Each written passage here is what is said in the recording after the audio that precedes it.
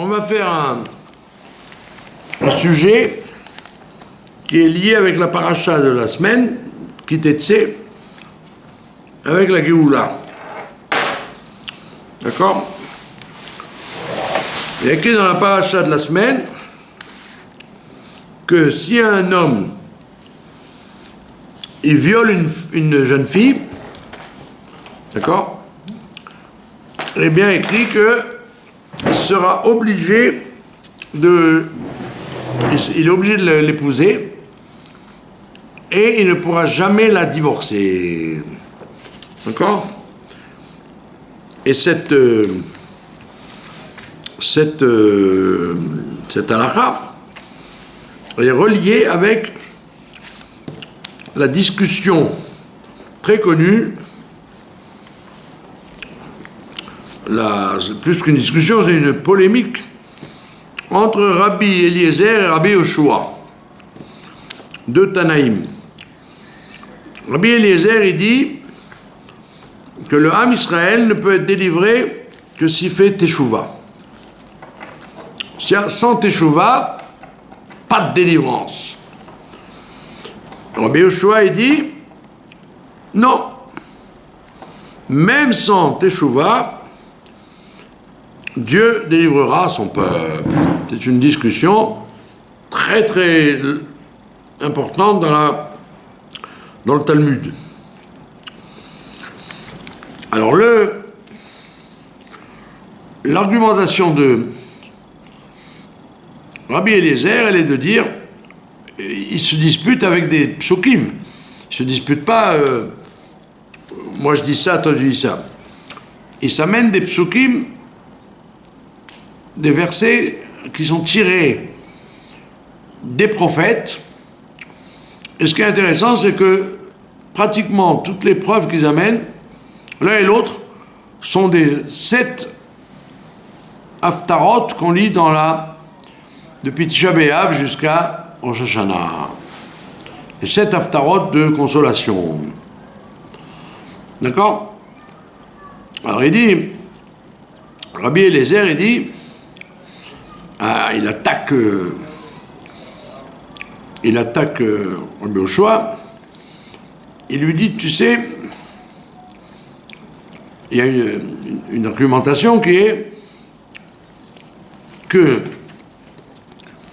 quand Mashiach vient, il y a écrit que il y a un repas, un grand repas, le repas du Mashiach, c'est Oudat Mashiach. Et là-bas, la Gemara, elle dit qui est-ce qui va faire le zimoun? Qui c'est qui va faire le zimoun et Birkat Hamazon avec le verre? Le verre de la bracha, comme on fait quand on est un grand nombre d'assistants. Et la Gemara, elle dit, c'est David HaMelech qui est invité à faire le Birkat Hamazon. Et David HaMelech, il dit, si vous l'avez lu, on dit ça samedi soir, Kos Yeshuot et ça.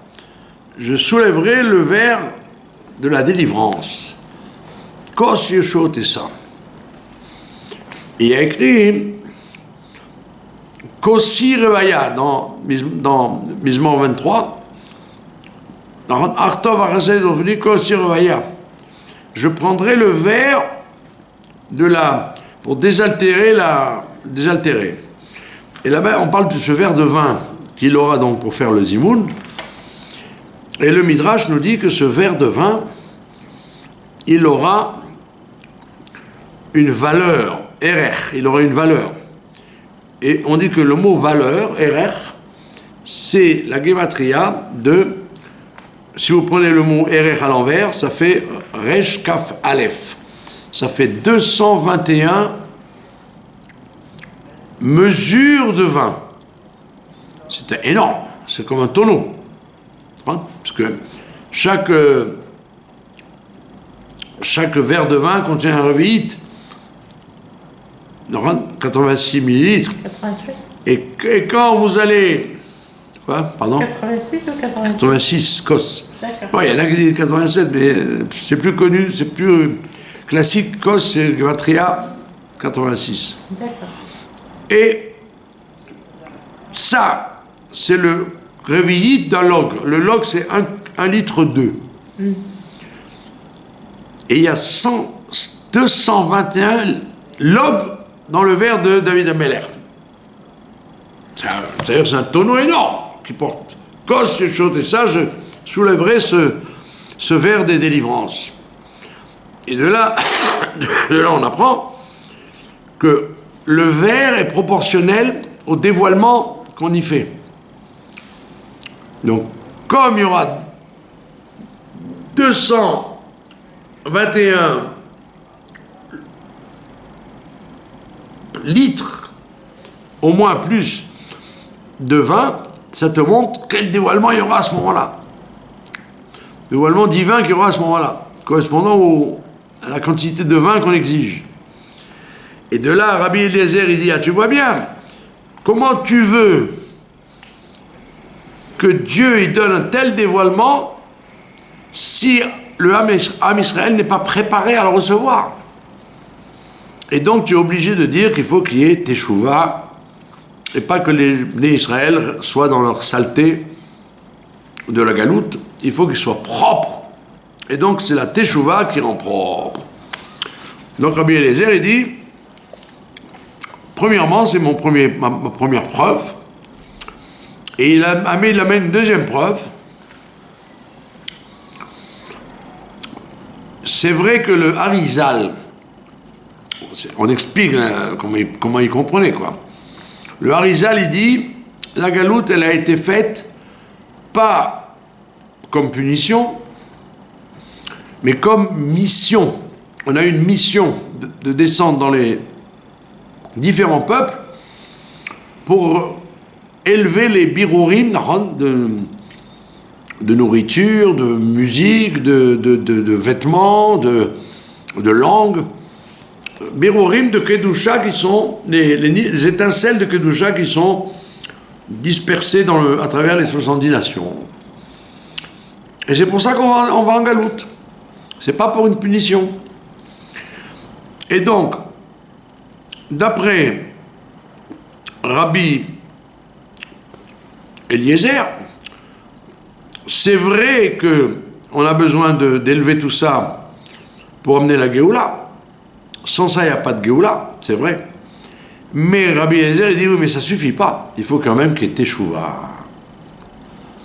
C'est pas le tout que tu aies été récupérer le couscous au Maroc, et le Streimel en Pologne, et les valses de Strauss en Autriche, dans les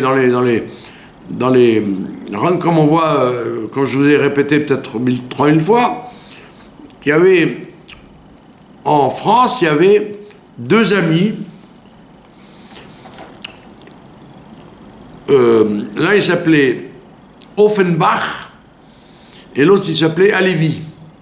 C'est deux amis. Offenbach, il est devenu assimilé et il a fait la musique de la Belle Époque, le French Cancan, et toutes les musiques du French Cancan, avec les bonnes femmes, avec les plumes et tout. Et lui, donc, il a quitté le judaïsme. Il est devenu très assimilé. Par contre, Alevi, qui était aussi un Alsacien comme lui, un juif franco-allemand, il a composé toutes les musiques synagogales qui jusqu'à maintenant sont chantées.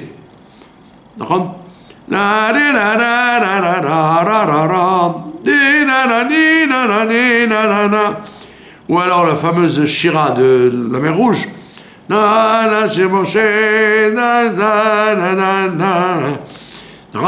Et vous en voulez encore une. Mismor le David, Avol Hashem, Bede Elim, Avol Hashem, etc., etc. Et le Birkat Amazon alsacien que tout le monde connaît. Oh, venez, Yerushalayim, Miracle, Teshbimera, Meyamenu. Donc toutes ces chansons, toutes ces musiques qui sont hyper connues dans le monde juif, partout, c'est M. Alevi qui les a composées. D'accord? Et il y a eu des chansons qui sont venues de l'Autriche, donc il te dit, Rabbi Eliezer, c'est vrai que si on n'avait pas été récupérer les recettes de cuisine, et les musiques, et les habits, et les styles que chaque juif il a eu dans un pays X, il ne pouvait pas avoir la Géoula, il fallait faire le bureau. Il fallait prendre des goïms, tout ça. Mais il dit, c'est pas suffisant. Il faut qu'il y ait Teshuvah. Parce que le dévoilement qui va avoir lieu ne peut pas être donné à un peuple qui est bourré de fautes. Ou en tous les cas, qui est abruti, quoi. Il faut faire Teshuvah. Teshuvah, ça ne veut pas dire devenir orthodoxe. Ça veut dire prendre conscience sur tel ou tel point. Ça peut être un tout petit point que j'ai pris conscience que c'est pas bien ou c'est bien, il faut faire comme ça ou faire comme ça, etc. Ça s'appelle Teshuvah. C'est pas obligé que ce soit un bouleversement radical. Ça peut être un réveil. Je faisais tel truc qui est pas bien et je me rends compte qu'il faut pas faire ça. Alors j'arrête de le faire. Teshuvah. Je faisais comme ça, je ferai autrement. Donc Rabbi Eliezer, il dit, c'est bien vrai tout ça. Il faut Teshuvah, sinon ça marche pas. Le minimum de réveil d'en bas pour arriver au cadeau que Dieu va nous faire de la Géoula. Vous avez compris? Et il continue à amener un smatch retentissant à Rabbi Yoshua. Et il dit, Rabbi Eliezer, tu sais, il y a écrit clairement il y a écrit Shuvu banim shovavim. Revenez, enfants voyous. Revenez, enfants voyous. Vous êtes des enfants désobéissants, revenez. Donc, tu vois qu'il y a un passage qui dit revenez, enfants voyous. Donc tu vois bien que le bon Dieu il appelle à la Teshuvah, sinon il n'y a pas de Géoula. D'accord? Et d'autant plus que le Midrash nous dit que la Teshuvah amène la refoua. Quand il y a une Teshuvah dans le monde, eh bien il y a une guérison dans le monde. Sans Teshuvah, la guérison ne tient pas. La guérison vient de la Teshuvah. Que ce soit des maladies spirituelles ou des maladies matérielles, la Teshuvah amène la refoua. Et donc il dit, ça c'est indispensable, il faut qu'il y ait Teshuvah. Et il amène une preuve encore davantage, il dit, il y a écrit, Dieu il dit, je vous guérirai, Arpé, je vous guérirai, Mishuvotechem, parce que vous reviendrez. Donc si vous êtes malade, eh ben c'est la Teshuvah qui vous guérira. Donc il dit, le Rabbi Eliezer, la Teshuvah est incontournable, on ne peut pas y échapper. D'accord? Et on dit ça dans les versets. Il y a écrit à Soléach que Dieu il pardonne le chol avonaïchi de tous vos fautes, à Rofé le chol tachaloaïchi, le docteur de toutes les maladies. Donc pour qu'il soit le docteur de toutes les maladies, il faut qu'il y ait une Teshuvah de vos fautes. Voilà, tout ça c'est la réflexion de Rabbi Eliezer contre Rabbi Yoshua. Maintenant, vient Rabbi Yoshua et il dit, ça ne marche pas ce que tu dis, parce qu'il y a écrit, encore une haftara, il y a écrit Chinam nimkartem, vous vous êtes vendus gratuitement, Et c'est pas avec de l'argent que vous vous rachèterez. Puisque vous êtes vendu gratuitement, je vous récupérerai gratuitement. C'est quoi, je vous ai vendu gratuitement? Vous êtes vendu gratuitement. Vous avez été gratuitement, ça veut dire que vous avez été bénévolement descendre dans la galoute pour élever les birourim. C'est ça la gratuité que vous avez eue. Gratuitement, ça veut dire que vous n'avez pas été là-bas pour ramasser quelque chose. C'est pas parce que vous avez été incité par les peuples où vous avez été, c'est parce que je vous ai envoyé en shlichut. Gratuitement, je vous ai envoyé là-bas. Faites-moi ça, s'il vous plaît. Allez, élevez-moi les birourim, s'il vous plaît. Et donc, nous dit Rabbi Yoshua, ça veut dire que moi j'estime que, puisque Dieu nous a envoyé en shlichut pour faire la vodat birourim, eh bien, dès qu'on aura fini la vodat birourim, on sera délivré. Teshuva ou pas teshuva. Ça, c'est la théorie de Rabbi Yoshua. D'accord? Maintenant, je vous rappelle au niveau historique que les maîtres de la chassidoute, comme on dit, le dernier rabbi, il dit qu'on a fini la vodat birourim. Donc, ça veut dire quoi? Ça veut dire qu'on aurait dû être délivré. Ça veut dire que il manque teshuva. Mais on est au temps d'Hachem. Et Hachem, il ne voit pas le temps comme nous. Non, Dieu il nous parle en fonction de notre temps à nous. Que le temps serait arrivé puisqu'on a fini les birourim, mais malgré tout, on voit que Dieu, il attend autre chose de nous, à savoir la teshuva. Maintenant, donc lui, le Rabbi Yoshua, il en est là. Il parle il y a 2000 ans, hein, n'oublions pas. Eux, ils parlaient à 1500 ans, plus. Rabbi Yoshua, il dit, ben, tu vois bien, je vous ai envoyé pour faire ce travail, et je vous récupérerai, comme vous avez fait ça gratuitement, vous serez délivré gratuitement. Ça veut dire que je ne vous demande rien. Tu as fait le travail des birourim, c'est tout. Je t'ai rien demandé de plus. D'accord?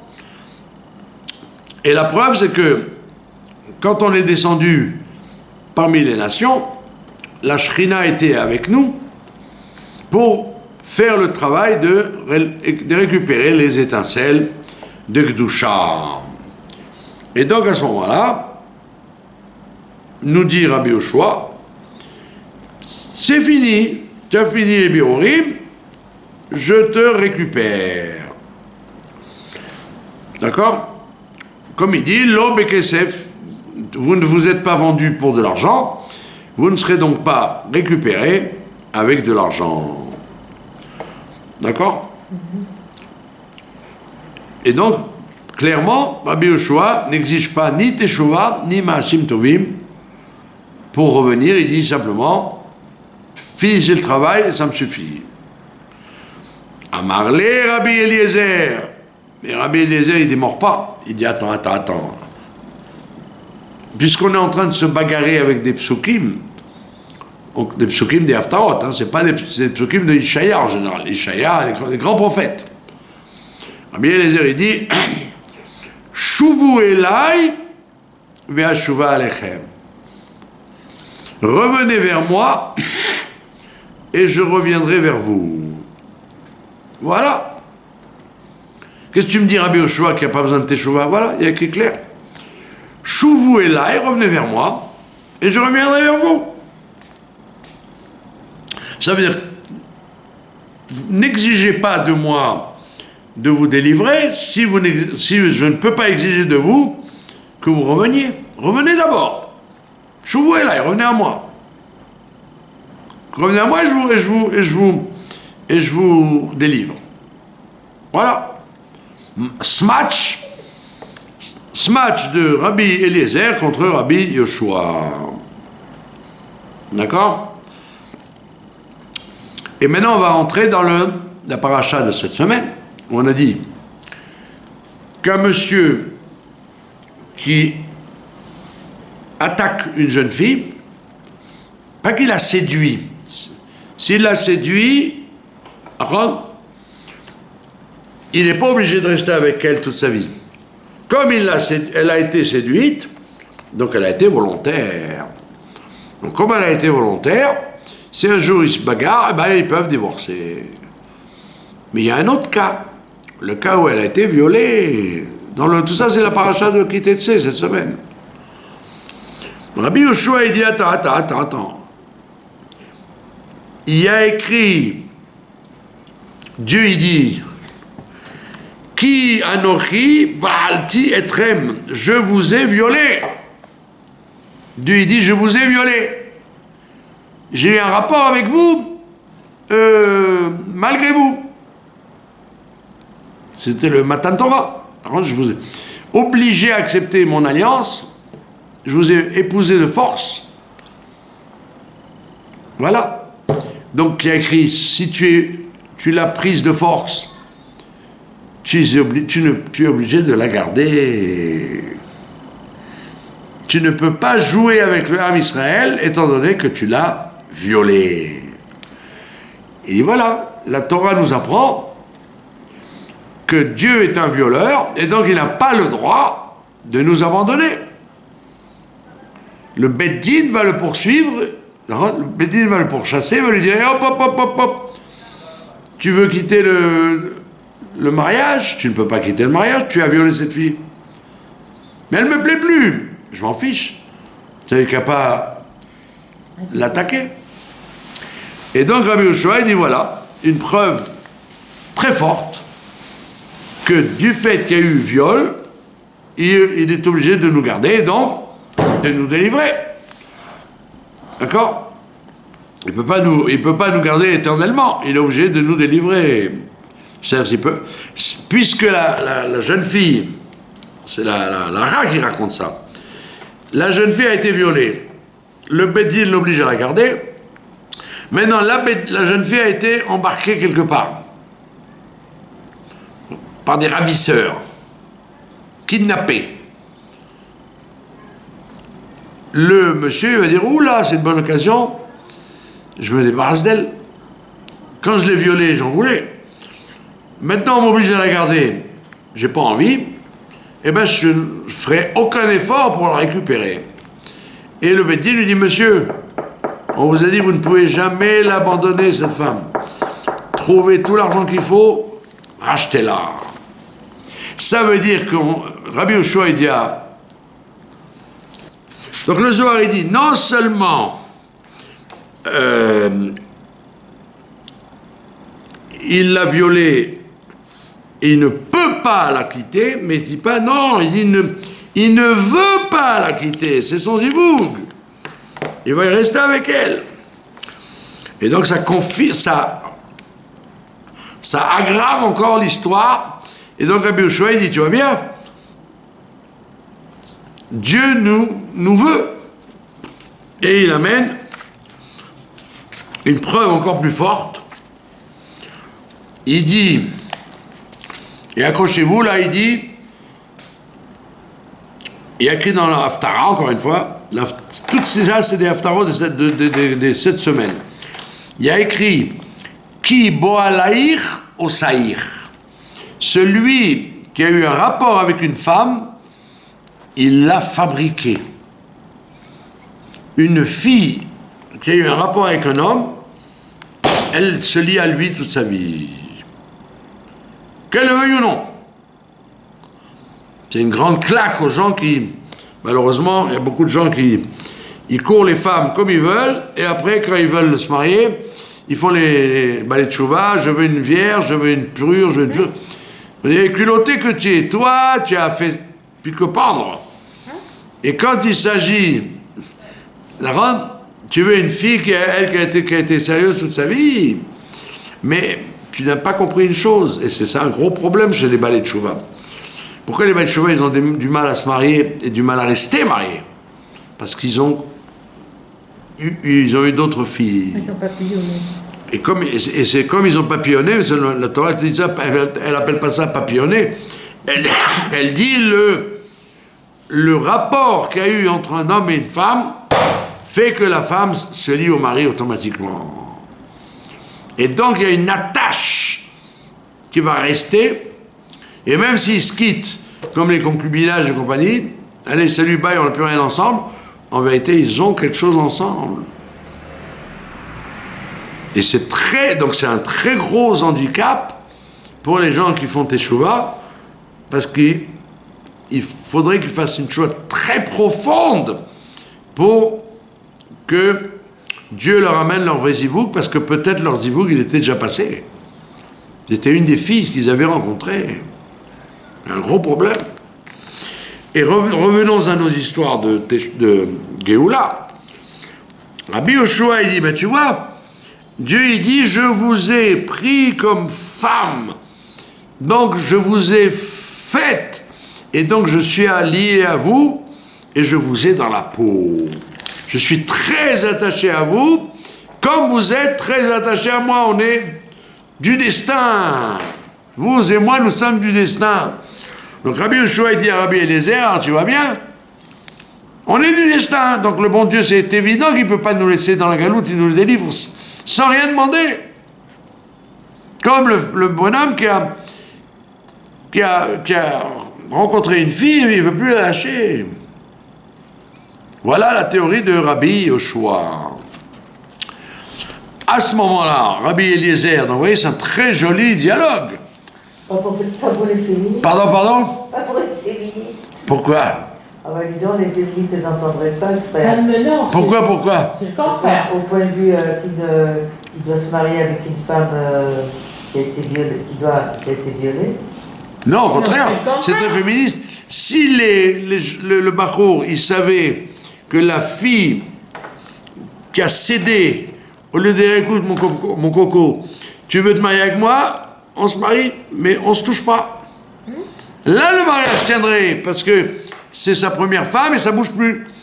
Mais pourquoi ça débloque dans le monde? Parce que les gens font n'importe quoi à droite, à gauche. Et donc la femme qu'ils vont rencontrer, soi-disant pour se marier, si ça se trouve, c'est pas la bonne. La bonne, elle était déjà passée il y a quelques années. Donc là, ça nous relie à nous dans le bon sens, que le Rabbi Yoshua, il dit, écoute, tu vois bien, puisque Dieu nous a forcé la main, il nous a dans la peau, il ne peut plus nous lâcher. Et donc non plus. Et donc, tu ne peux pas exiger la teshuva. Quand il y a un amour inconsidéré entre un homme et une femme, quoi qu'ils fassent l'un et l'autre, ils ne se lâchent pas. Et donc, voilà, il dit, voilà une preuve claire que Dieu n'attend pas la teshuva, il peut nous délivrer, il doit nous délivrer sans rien faire. Rabbi Eliezer, il lâche pas le morceau, et il dit, oh, c'est bien gentil ce que tu m'as dit, moi j'ai un autre pasouk, qui dit, Beshuva ou benachat, tiva she'un, vous serez dans la teshuva et la tranquillité, vous serez délivrés. C'est-à-dire que chez Yashuvu besimcha velachat, je ne vous ai pas dit que la teshuva, ça doit être fait dans la violence et les coups, dans la douceur. Je vous attends à faire teshuva dans la douceur, sans violence. Mais je la veux. Je la veux quand même, la teshuva. Je n'exige pas de vous frapper pour que vous reveniez, mais je vous dis, voilà, je vous informe. La teshuva doit être besimcha ou benachat, dans la joie et la tranquillité. Mais il faut qu'il y ait teshuva. C'est-à-dire, ça relie un peu ce qu'a dit Rabbi Yoshua. Il y a un amour entre les deux, c'est vrai. Et donc, comme il y a un amour entre moi et vous, je vous délivrerai. Mais j'estime quand même qu'il faut quand même un petit peu faire un effort dans la simcha, pas dans les cris, pas dans les violences. D'accord? Velo be'al kochenu, n'est pas par la force. Donc Rabbi Eliezer, il n'y a pas de problème. Je n'ai pas dit que on n'est pas lié à toi et tu n'es pas lié à nous, mais c'est dans la douceur. Mais ça se fait quand même, il faut teshuva. C'est ce qu'ont essayé de faire les mouvements de teshuva, dans la douceur. Les conférences, les téphilines, les repas, les Shabbatot, les invitations dans les campus et dans la rue à faire Teshuvah au Ham Israël. Mais apparemment, si vous avez observé, le 7 octobre de Shabbat Simchat Torah, Dieu il a augmenté le volume. Il a dit malheureusement, ça n'a pas suffi, vous n'avez pas suffisamment bougé dans la douceur, bien que je vous ai proposé la douceur pendant des dizaines d'années. Donc j'augmente le volume, mais c'est pas forcément rigolo. Si vous avez compris de quoi on a parlé. Donc il te dit, Rabbi Eliezer, pas de problème, teshuva dans la douceur. Mais teshuva quand même. Amarle Rabbi Yoshua, il lui dit, Ko Amar Hashem Goel Israël. Il s'appelle le rédempteur d'Israël. Rabbi Yoshua il dit, voilà, qu'est-ce que tu veux chez moi? Dieu, sa carte de visite, c'est d'être Goël Israël. Il s'appelle comme ça, dans le prophète. D'accord? Goël Israël. C'est encore une fois un prophète qui parle. Donc tu vois bien que si Dieu il se réclame d'être Goël Israël, le Baza Nefesh, même pour l'âme vulgaire, le Mitaev et même pour le dégoûtant.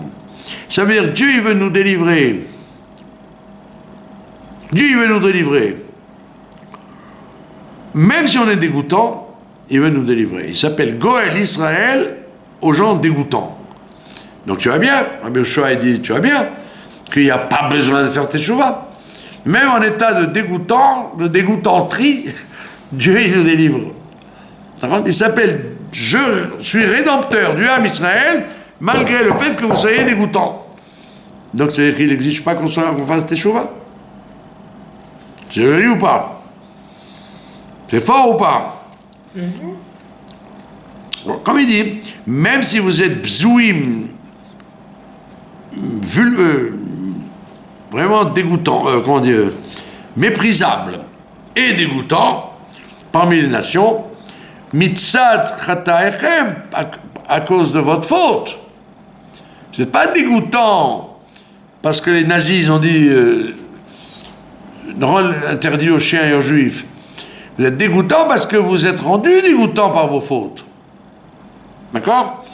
Igaelu, Melachim, Iru, Bekamou. Ils seront délivrés comme des rois et ils s'élèveront parmi les nations, bien qu'ils soient mal vus. D'accord? Vezeu. Et voilà, et donc Rabbi Yoshua il dit Zeu Oraha Gmura, et c'est une preuve très forte, une preuve claire, qui seront délivrés, même s'ils sont dégoûtants dans leur impureté, qui Shrina Shochenita, parce que la providence, la Shrina, comment on dit ça? Comment vous traduisez Shrina? La présence, voilà. La présence divine est sur vous. Voilà, Rabbi Yoshua dit, voilà, la présence divine est sur vous, même si vous êtes dégoûtant. Donc Rabbi Yoshua dit, tu vois bien, il n'y a pas besoin de teshuva. Dieu, il délivre le peuple juif dans, comme il dit dans les mots, Yé Mashiach, quoi qu'il soit. Rabbi Yoshua, il est ferme. Il sent teshuva, vous êtes délivré quand même. D'accord? Et on continue. Et Rabbi Eliezer, il répond, attends, il dit, c'est gentil, c'est très joli ce que tu m'as dit. Que Dieu, il se veut rédempteur, même si on n'est pas comme il faut. Il se veut Goël, même si on est sale. Mais moi, je t'amène un passouk, encore une fois, c'est que des attaques de versets d'un prophète à l'autre prophète. Et comme par hasard, toujours les mêmes haftarot qu'on lit dans cette semaine. Rabbi Eliezer, il dit, Rabbi Eliezer, on a dit, il exige la tchouva, lui. Il dit, Im tashuv Israël elai, si Israël revient à moi, tashuv, et qui revient, 2 fois il y a écrit, chez Mafticham, que je leur garantis, chez Bevadaï, que c'est sûr qu'ils vont revenir vers moi. Ça veut dire qu'il n'y a pas de choix. Et puis Eliezer, il dit, il amène des psukim clairs que c'est sûr qu'ils vont revenir à moi. Et pourquoi? Ça, on va lire ça carrément dans le Nitzavim, dans la paracha qu'on lit avant Shoshana. Il y a écrit à Batsar Lecha, quand tu seras dans la misère, ou Metzaoucha, et que les problèmes te rencontreront, Veshavta ad Hashem Elokecha, tu reviendras à lui. Donc Rabbi Eliezer, il lui a mis un smatch.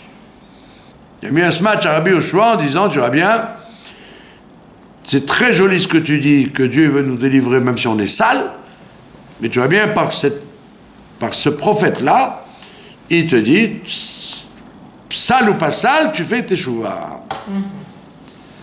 Et sinon, non. S'il n'y a pas de sinon, il n'y a pas de teshuva, il n'y a pas de Géoula. D'accord? C'est des arguments convaincants des deux côtés. Et après, Rabbi Yoshua, il dit, il ne se laisse pas faire.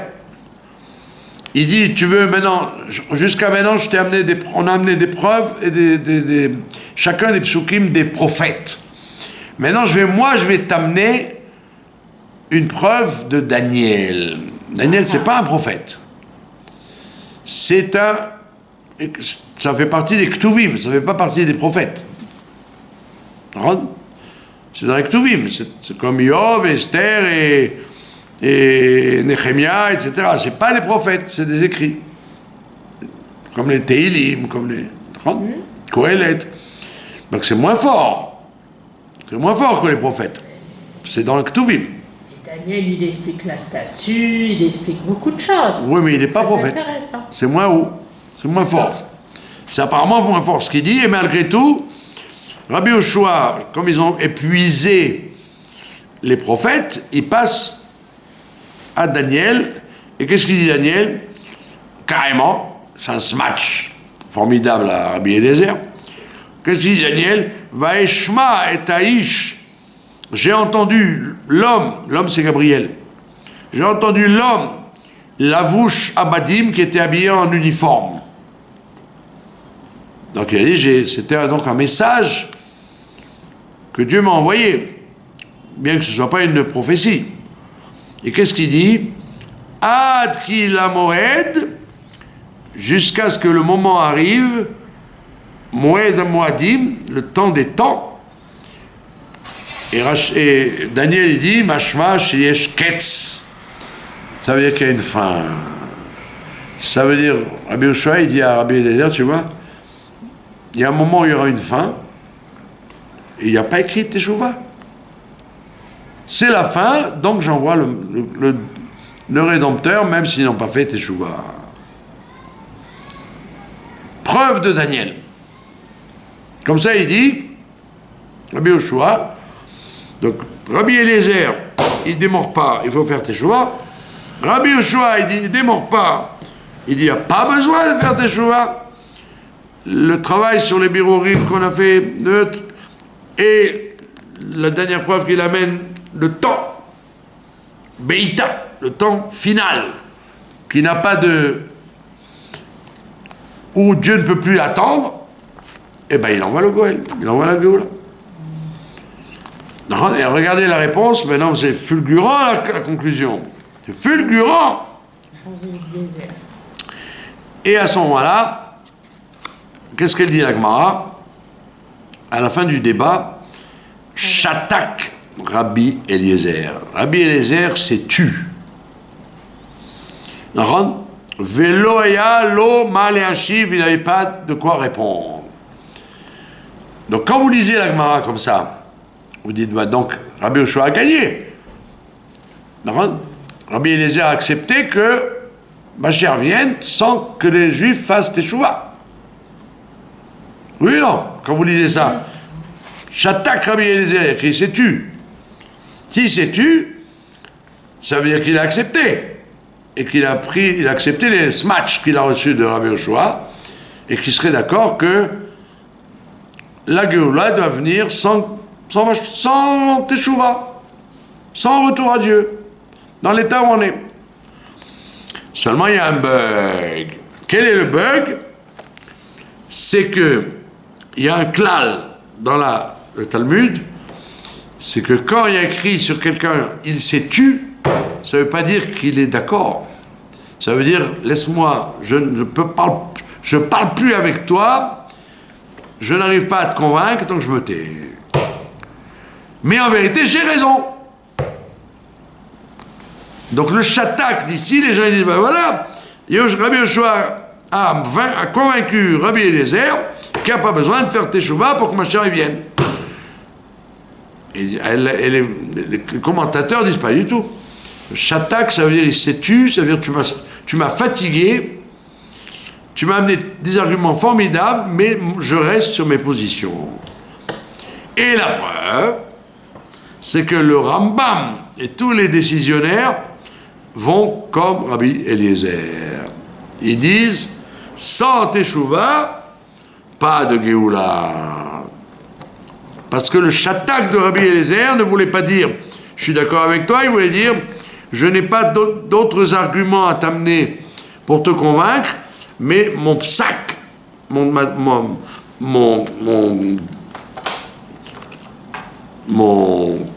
je tranche la halakha que sans teshuva, il n'y a pas de Géoula. » Et le Rabbi dit effectivement, Rabbi Eliezer, le Rambam dit comme Rabbi Eliezer, et tout le monde est d'accord avec lui. C'est-à-dire, il n'y a pas de shita dans le judaïsme qu'il y a une possibilité d'amener la Géoula sans teshuva. Tout le monde est d'accord qu'il faut la teshuva. Alors, comme on l'a dit, la teshuva, ça ne veut pas dire forcément un renversement total de l'individu. Il suffit qu'il switch sur un point, ça s'appelle teshuva. Celui-là, il a besoin d'un point, celui-là, un deuxième point, celui-là, c'est gros, celui-là, c'est minime, d'accord? Celui-là, c'est faire Shabbat, et celui-là, c'est se rendre compte qu'il a mal agi jusqu'à maintenant. Donc ça s'appelle teshuva, il n'y a pas écrit bouleversement total de la vie de chacun. Et donc on voit que, comme on l'a dit tout à l'heure, que si ça avait été comme Rabbi Yoshua, eh bien, le travail de réparer, de récupérer les nitzutzot dans la galoute étant fini, eh bien, comme il dit d'ailleurs le Ben Ishraï il dit au début du siècle, du XXe siècle, en 1900, il dit le temps est arrivé, on est dans Ita. Il dit même on est en retard, on est déjà très en retard.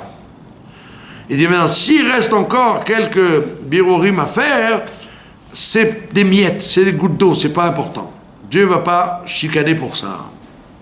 Donc ça veut dire qu'il y a déjà 100 ans, et maintenant ça fait 120 ans. Eh bien déjà on disait que c'était le temps. Donc tu aurais dit, ben voilà, le temps est arrivé, les birorim ont été faits, tout va bien. Et on te dit, ah non, la halakha n'est pas comme Rabbi Yoshua. La halakha est comme Rabbi Eliezer, qu'il faut qu'il y ait teshuva. Et c'est pour ça que ça a encore duré depuis 120 ans, et à chaque fois, on voit bien qu'il y a encore un petit peu, et encore un petit peu de teshuva X et Y sur celui-là et celui-là, et le silence de Rabbi Eliezer ne voulait pas dire je suis d'accord avec toi, il voulait dire je n'ai pas d'autres arguments à t'amener, mais en vérité la halakha est comme moi. Et c'est comme ça que tout le monde a compris. Personne n'a si vous lisez le Rambam ou ceux qui sont autour de lui, personne ne dit match nul, ou on peut dire comme ça, on peut dire comme ça. Tout le monde est d'accord de dire les arguments de Rabbi Yoshua sont magnifiques, Mais au niveau concret, il faut passer par la Teshuvah, sinon il n'y a pas de Géoula. Et malgré l'argument qu'on avait cité tout à l'heure de la paracha, que celui qui viole une fille, il est obligé de la garder et il est obligé de la délivrer si elle est kidnappée.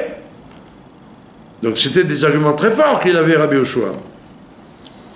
Et c'est d'ailleurs, quand vous entendez dans la rue, vous pouvez dire, ben oui, c'est vrai, il y a eu ça, il y a eu ça, il y a eu ça. Tout ça devrait suffire. Il y a une théorie qui est un peu d'ailleurs répandue partout. Les souffrances du Ham Israël mériteraient la Géoula. On te dit, c'est pas les souffrances qui amènent la Géoula. C'est le Avodat Abirurim et la Teshuvah. Les souffrances ne servent qu'à aider à ce qu'il y aura peut-être Teshuvah. Et c'est pas toujours le cas. Il y a des gens qui ont beau souffrir, ils ne débordent pas.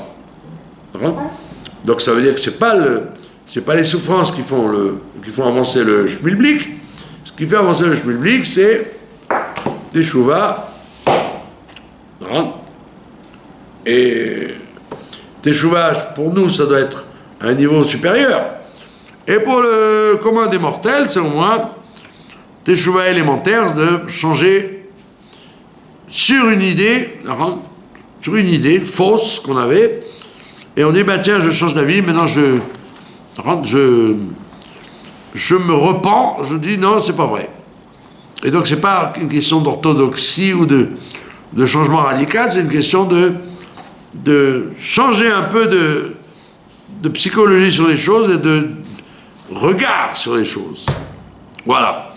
Donc vous voyez que c'est relié avec la parashat Ki Tetzeh, et donc l'argument de Rabbi Yoshua que Dieu nous aime et qu'il est très attaché à nous, et donc il va nous délivrer à tout prix, c'est faux. C'est pas à tout prix, il faut Teshuvah. Mais Ezrat Hashem, que nous fassions un minimum de Teshuvah, chacun dans son domaine.